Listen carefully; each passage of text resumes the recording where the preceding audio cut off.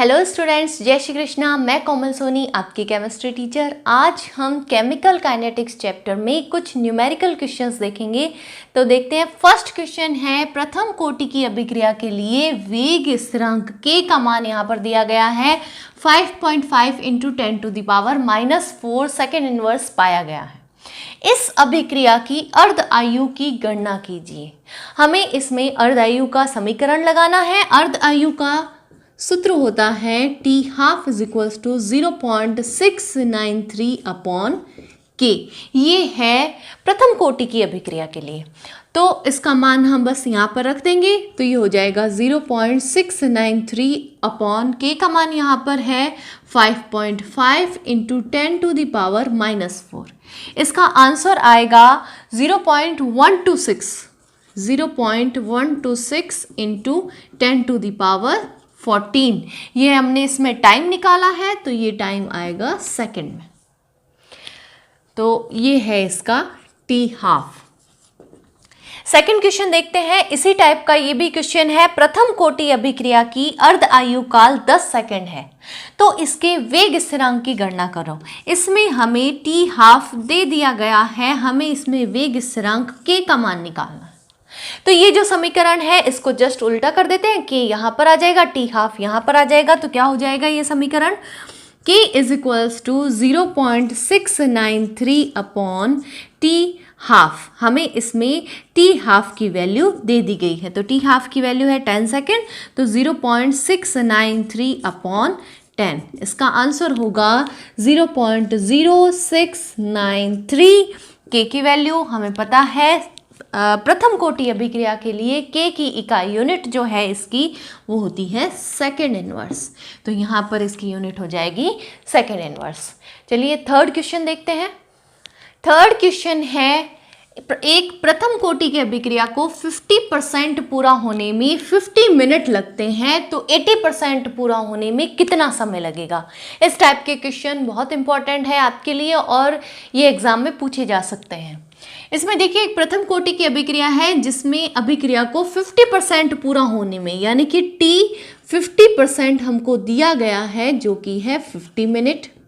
हमको ज्ञात करना है T80%, यानी कि 80% पूरा होने में कितना समय लगता है, ये ज्ञात करना है, ये हमको निकालना है। तो हमें पता है, चूंकि K = होता है 2.303, ये है प्रथम कोटि अभिक्रिया के लिए। K = 2.303 upon T log 10 base प्रारंभिक सांद्रता अपॉन अंतिम सांद्रता। अब यहाँ पर यदि हम देखें T50 के लिए हमको टाइम पता है, लेकिन T80% के लिए हमको टाइम पता नहीं है। तो इसके लिए हम देखते हैं T80%। यहाँ पर T80% है, तो इसके लिए हो जाएगा = 2.303 अपॉन T log 10 बेस प्रारंभिक सांद्रता हम मान लेते हैं इसकी A = है 100।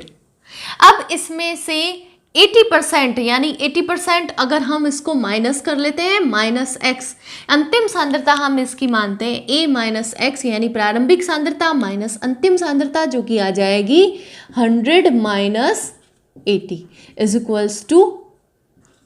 20। A - x का मान हमारे पास आ चुका है 20। तो ये प्रारंभिक सांद्रता किसको दर्शा रहा है? A को। अंतिम सांद्रता दर्शा रहा है A - x को। तो यहाँ पर मान हो जाएगा प्रारंभिक सांद्रता, जो कि है 100 अपॉन अंतिम सांद्रता, जो कि है 20। अगर हम इसको काटते हैं तो हमारे पास वैल्यू आ जाएगी 5। तो यहाँ पर K = आ गया है, K = 2.303 upon T log 10 base 5। ये वैल्यू हमारे पास आ गई है। अब हम यहाँ पर ये निकालेंगे, किसके लिए है ये? T है 80%। यहाँ पर हम एक मार्क लगा लेते हैं कि T यहाँ पर है 80%। अब हम देखते हैं कि T जो है T12 की वैल्यू हमको दी गई है 50%, इसका मतलब हाफ है ये। यहाँ हम ऐसे भी लिख सकते हैं T 50%। इज इक्वल्स टू हमको दिया गया है 50 मिनट। अगर हम हाफ लाइफ पीरियड यानी अर्ध आयु काल का सूत्र देखें तो ये सूत्र होता है t half is equals to 0.693 upon k. यहाँ पर हमको वैल्यू पता है टी हाफ की, जो कि वैल्यू क्या है, जो कि वैल्यू है, अगर हम के की वैल्यू देखें तो क्या हो जाएगा, k is equals to 0.693 upon t half. यहाँ पर टी हाफ की वैल्यू यानी टी 50% की वैल्यू हमको पता है 50 है, तो यहाँ पर के की वैल्यू हो जाएगी के इज इक्वल्स टू 0.693 अपॉन 50। ये हमारे पास एक और के की वैल्यू आ गई। ये के की वैल्यू किसके लिए है, ये है 50% टाइम के लिए, और ये हमारे पास के की वैल्यू आई है 80% टाइम के लिए। तो हम इन दोनों को एक साथ लिख सकते हैं। ये समीकरण नंबर हमने लगा दिया 1 और ये लगा दिया 2। इसको आगे सॉल्व करते हैं।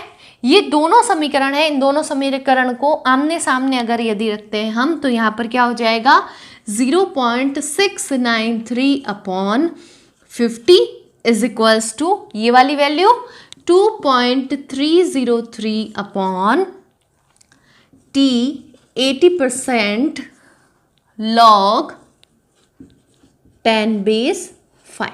ये वैल्यू आ गई है। अब हम यदि आगे देखें तो इसको हम यदि ले आते हैं यहाँ पर, तो इसको यहाँ पर लाएंगे, ये पूरी वैल्यू यहाँ पर आ गई, तो यहाँ पर वैल्यू हो जाएगी t 80% is equals to 2.303 into 50 into log 10 base 5 की वैल्यू होती है 0.699। इसकी वैल्यू होती है 0.7 भी बोल सकते हैं हम, 0.699 इसकी वैल्यू होती है, और 0.693। इसको यदि हम कैलकुलेट करते हैं तो हमारे पास वैल्यू आती है 116.14 मिनट हमारे पास वैल्यू आती है, यानी कि यहाँ पर टी 80% जो होगा वो होगा ये। इस तरह से इस टाइप के क्वेश्चन की जाते हैं। देखिए इसमें दो चीज़ें हमको दी गई हैं। हमको एक टाइम दे दिया जाता है कि इतना वियोजन होने में इतने टाइम लगता है, तो इतने % वियोजन होने में कितना टाइम लगेगा। तो हम इन दोनों को एक दूसरे से को रिलेट करके इसका आंसर निकालते हैं। अब हम नेक्स्ट क्वेश्चन देखते हैं। इसी टाइप का ये भी क्वेश्चन है, जैसा ये क्वेश्चन है उसी टाइप का क्वेश्चन देखते हैं। एक प्रथम कोटि की अभिक्रिया में 30% वियोजन होने में 40 मिनट लगते हैं। क्या है, 30% वियोजन होने में 40 मिनट लग रहे हैं, तो हमें टी हाफ की गणना करनी है। तो इसके लिए यहाँ पर हमें क्या दिया गया है, सबसे पहले वो देखते हैं। यहाँ पर हमें टी 30% दिया गया है, कितना, 40 मिनट। अगर हम इसके लिए प्रारंभिक और अंतिम मात्रा देखें, प्रारंभिक सांद्रता और अंतिम सांद्रता, तो प्रारंभिक सांद्रता A इज इक्वल्स टू अगर हम मान लें 100, तो A minus x is equals to हो जाएगा 100 माइनस 30, क्योंकि ये हो है 30% पूरा हो रहा है, तो 100 माइनस 30 इज इक्वल्स टू 70। हमारे पास में ये आ गई है अंतिम सांद्रता और ये आ गई है प्रारंभिक सांद्रता। तो हम इसका मान निकालते हैं, तो ये हो जाएगा K is equals to 2.303 upon t log 10 base, यहाँ पर प्रारंभिक सांद्रता अपॉन अंतिम सांद्रता मैं यहाँ पर डायरेक्ट लिख रही हूँ 100 अपॉन 70, ये हो जाएगा। यहाँ पर हमारे पास वैल्यू आ जाएगी। इसको अगर हम सॉल्व करते हैं तो यहाँ पर हो जाएगा 2.303 अपॉन टी लॉग 1.42। इसको अगर कट करते हैं तो 1.42। टी हाफ की हमको गणना करनी है। यहाँ पर मान है 0.693 अपॉन के, तो यहाँ पर हो जाएगा के की वैल्यू हम इसमें रखेंगे, तो ये हो जाएगा t half is equals to 0.693 upon, ये हो जाएगा यहाँ पर 2.303, और यहाँ पर t का मान हमको पता है जो कि है 30 और यहाँ पर अपॉन में आ जाएगा log 1.42। इसको अगर हम सॉल्व करते हैं तो हमारे पास वैल्यू आती है 77.7 मिनट। ये आंसर है इसका। इसमें हमें टी हाफ की वैल्यू निकालनी है तो हम इस तरह से निकालेंगे। इसमें भी हमने यही किया है, हमने टी 30% जब 40 मिनट होता है तो उसकी वैल्यू यहाँ पर हमने निकाली है। यहाँ पर ये 40% है तो यहाँ पर हम 40 लिख सकते हैं और इस तरह से ये क्वेश्चन हो जाएगा सॉल्व। और टी की वैल्यू जो है हमें 40 लिखनी है तो हमने यहाँ पर नहीं लिखा है, इसको यहाँ पर हो जाएगा इंटू 30 नहीं इंटू 40। ये इस तरह से इसका आंसर निकलेगा। नेक्स्ट क्वेश्चन देखते हैं। 5th नंबर क्वेश्चन है, दर्शाइए कि प्रथम कोटि की अभिक्रिया में 99% अभिक्रिया पूर्ण होने में लगा समय 90% अभिक्रिया पूर्ण होने में लगने वाले समय से दोगुना है। यानी कि हमने 99% जो अभिक्रिया पूर्ण हो रही है वो 90% अभिक्रिया पूर्ण होने वाले लगने वाले समय से दुगुनी होती है। यानी ये जो लगने वाला समय है ये दुगुना हो जाता है इससे। ऐसा इसको हमें दर्शाना है, इसको हमें सिद्ध करना है। ये सिद्ध करने वाले क्वेश्चंस में आता है तो इसको हम किस तरह से करेंगे देखते हैं। एक तरफ है t 99% और एक तरफ है t 90%। अब t 99% है तो इसके लिए हम मान लेते हैं प्रारंभिक सांद्रता दोनों के लिए एक ही है, a इज 100। इसके लिए भी यदि देखें तो a इज 100। यहाँ पर a माइनस एक्स इज हो जाएगा 100 माइनस 99, इसका मतलब 1।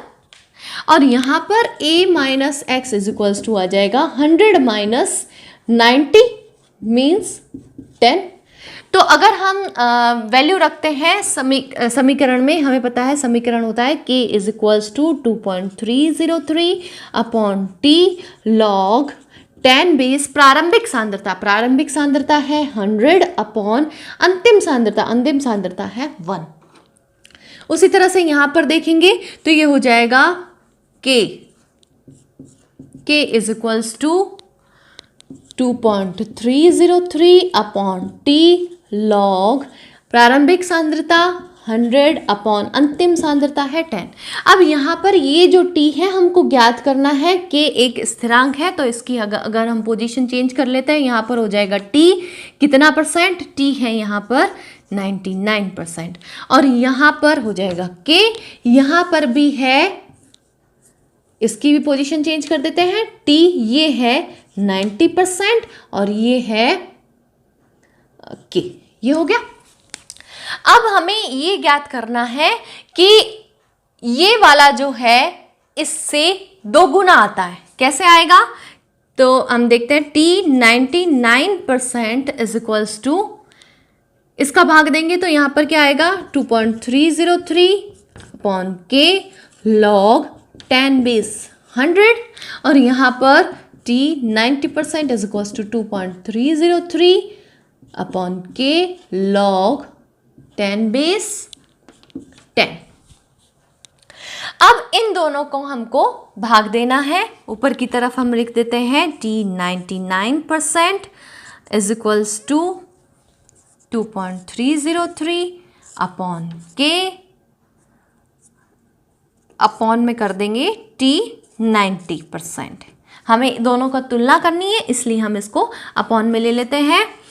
लॉग 10 बेस 100 यहाँ पर हो जाएगा 2.303 अपॉन k लॉग 10 बेस 10। यहाँ पर देख सकते हैं ये इससे दोगुना आ रहा है, डबल है, ये सारी वैल्यूज कट जाएंगी तो इसका मतलब क्या हो गया, यहाँ पर आएगा 2, यहाँ पर आएगा 1। इसका मतलब t 99% पूरा होने में इसको दुगुना समय लगता है इससे, ये इससे सिद्ध हो जाता है। तो इस टाइप के क्वेश्चन आपके एग्जाम में आ सकते हैं। ये न्यूमेरिकल क्वेश्चंस केमिकल काइनेटिक्स के बहुत इंपॉर्टेंट क्वेश्चन है और बहुत इजी क्वेश्चन है। इस टाइप के क्वेश्चन आज आप अपनी एनसीईआरटी बुक में देखिए और ज़्यादा इन क्वेश्चंस को करने का प्रयास कीजिए। आपको मेरे पढ़ाने का तरीका कैसा लगता है कमेंट बॉक्स में ज़रूर बताइए और अभी तक आपने मेरे चैनल को सब्सक्राइब नहीं किया है तो मेरे चैनल को सब्सक्राइब कीजिए, मेरी वीडियोस को ज़्यादा से ज़्यादा शेयर कीजिए और ज़्यादा से ज़्यादा लाइक कीजिए। Thank you.